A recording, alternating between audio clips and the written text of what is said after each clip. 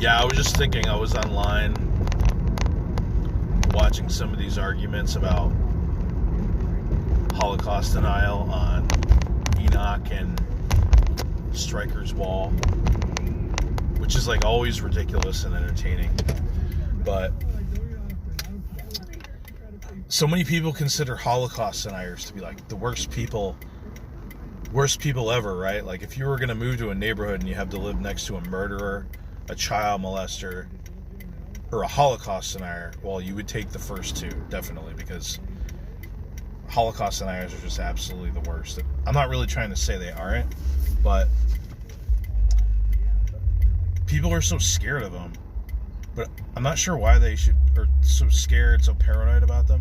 I'm not sure why they should be so paranoid about people that want to talk about the Holocaust 24/7. I mean, to get people to stop talking about it by talking about it all the time doesn't strike me as a very good strategy. And I think these people are entertaining more than anything. You know, like you have the same stories. You can only say like it's a historical event, right? So you can only say the same things about it.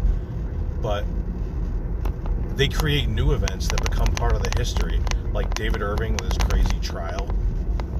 Usually a historical event, it happens, that's it, it's in the past. But no, because you get people like Ivring and Zundel, David Irving, it actually adds to the history and entertainment. You know, so it's like, I think the effect of people getting out there and being Holocaust deniers, like let's say Mike Enoch and Stryker. I proposed this idea online. I think they should go on a tour, like out of the back of like have a trailer, a Holocaust denial trailer, and just go around the country with a megaphone spouting their ideas. I mean, what would be the results of such a spectacle? Yeah, you would get some crazy people that would go to it and maybe take on those ideas. But you would get a lot of more other people outraged and talking about the Holocaust. And I think the end result is more people will go to museums, more people will go to Auschwitz. You might have some freaky people that really believe it, but I think the backlash would be a lot more. You get a lot of people upset and angry. I think it'd be fucking hilarious. So I think this idea that we need to tamp down Holocaust deniers because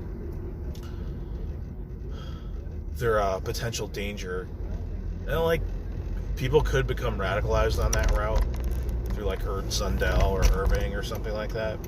I mean, that's definitely a possibility, maybe a concern. But I think on the flip side, you would only bolster the history of the Holocaust. You know what I mean? So I think we need a Holocaust trial once a decade. Like, we need an Irving trial once a decade, right? It's like the Olympics. All right, the Irving kind of got his ass kicked. He got made a fool of. But now we got... sorry, the sun's like right in the fucking camera. Now we got Eric Stryker. We got these two ingenious academics, Eric Stryker and Mike... I almost called him Mike Irving. Mike Enoch. Like, let them have at it. I don't know. I think it'd be interesting. So some guy is going to debate Strike and Mike on the Holocaust, and it sounds like this guy does real research. So I think that's interesting. There's not many debates, right? You're told, like, you can't debate it because these people are frauds and they'll just make a mockery of the whole thing. And yeah, that might be true, but